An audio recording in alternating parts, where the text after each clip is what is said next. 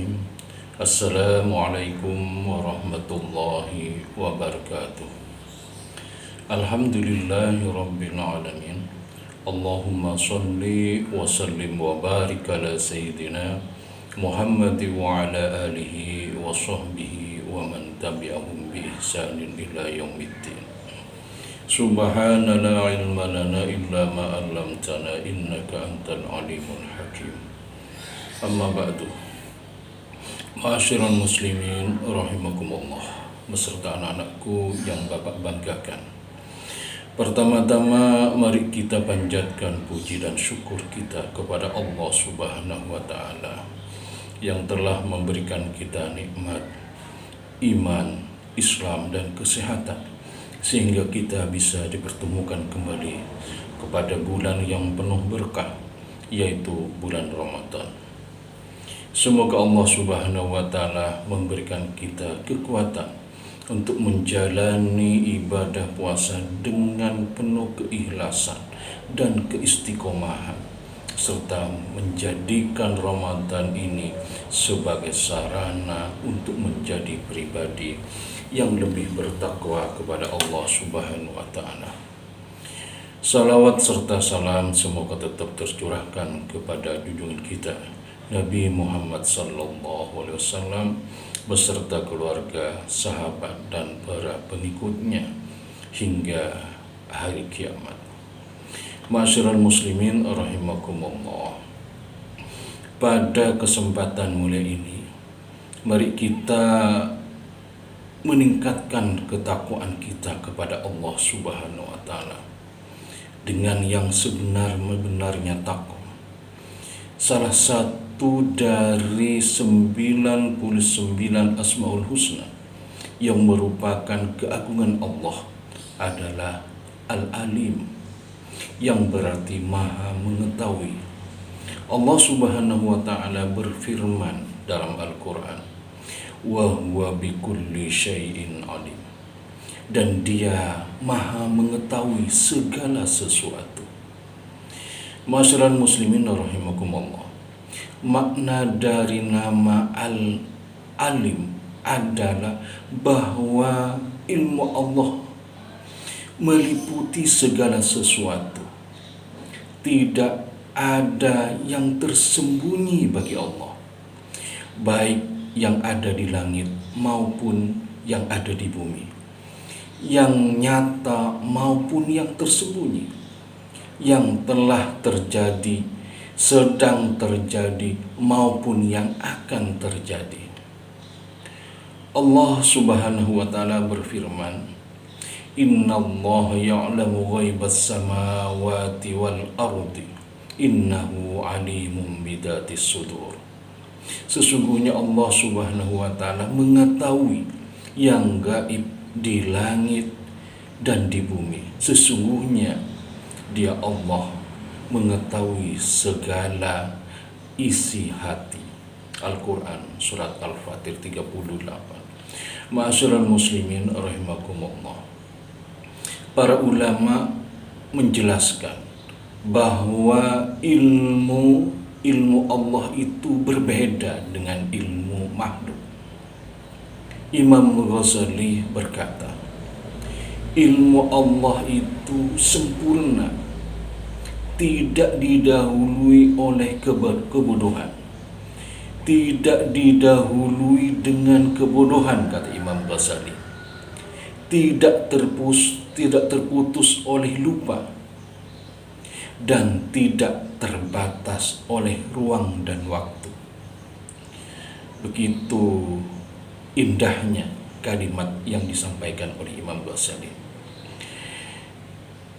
Maka sebagai hamba kita harus menyadari bahwa ilmu kita sangat terbatas, dan oleh karena itu kita dianjurkan untuk terus belajar dan mencari ilmu yang bermanfaat, sebagaimana firman Allah di dalam Al-Quran, wa qur rabbi zidni ilma. Dan katakanlah wahai Muhammad, ya Rabbku, tambahkanlah kepadaku ilmu. Ma'asyiral muslimin rahimakumullah.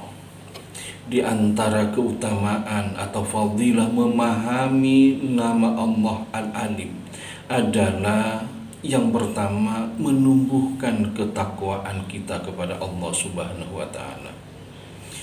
Jika kita yakin bahwa Allah Maha mengetahui segala sesuatu, termasuk niat dan perbuatan kita yang tersembunyi, maka kita akan lebih berhati-hati dalam bertindak. Ketika seseorang menyadari bahwa Allah Maha mengetahui segala sesuatu, baik yang tampak maupun yang tersembunyi, ia akan lebih berhati-hati dalam setiap perkataan dan perbuatannya. Ia tidak akan berbuat maksiat secara terang-terangan maupun sembunyi-sembunyi, karena yakin bahwa Allah selalu mengawasi. Inilah yang disebut dengan muraqabatullah. Muraqabatullah artinya merasa diawasi oleh Allah Subhanahu wa taala, yang akan menuntun seorang hamba untuk selalu berada dalam ketaatan kepada Allah Subhanahu wa taala. Kenapa? Karena merasa diawasi oleh Allah Subhanahu wa taala.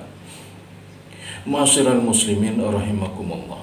Yang kedua, fadilah daripada Al-Alim adalah meningkatkan semangat mencari ilmu. Meningkatkan semangat mencari ilmu. Rasulullah sallallahu alaihi wasallam bersabda, "Talabul ilmi fariidatun ala kulli muslimin." Tuntutlah ilmu, itu wajib bagi setiap muslim. Allah memerintahkan Nabi Muhammad untuk meminta tambahan ilmu, sebagaimana yang disebutkan dalam surat At-Taha 114 yang disebutkan di atas, wa qur rabbi zidni ilma. Ini menunjukkan bahwa ilmu adalah sesuatu yang sangat berharga.